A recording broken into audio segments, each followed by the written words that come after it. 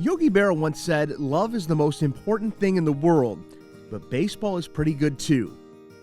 For 91-year-old Louise McVicker, her love for baseball is at the center of just about every corner of her life. I was born in Pennsylvania. We came here when I was about 3, and it was during the Depression, and my dad didn't have work. We didn't have a car, and we used to walk down to Old Swain Field.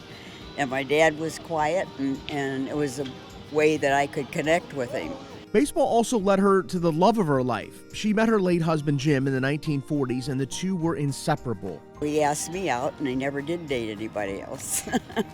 The high school sweethearts went on a journey through life on and off the field. Jim went on to play semi-professional baseball, and eventually the couple became lifelong Mud Hens fans. They even played host to players while the team was over at Ned Skelton Stadium in the 80s and 90s. Hosting them, it was a ball. I mean, they come home, tell you about the game, and some of them were glad to be in a home where they could sit and talk to mom, But wherever life took them, baseball was always at the forefront. Her family has always had a front row seat to her passion for the game.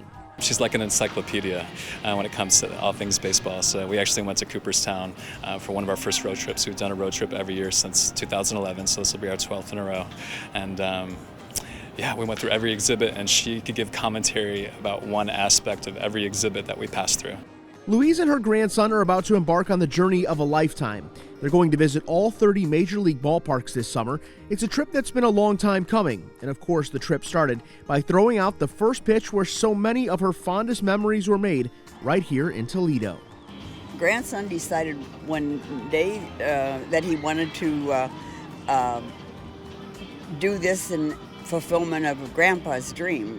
My husband had gone to fantasy camp in Arizona for the Indians, which was his favorite team at the time, and on the back of his baseball card, it said he wanted to visit every major league, and we did a lot of them.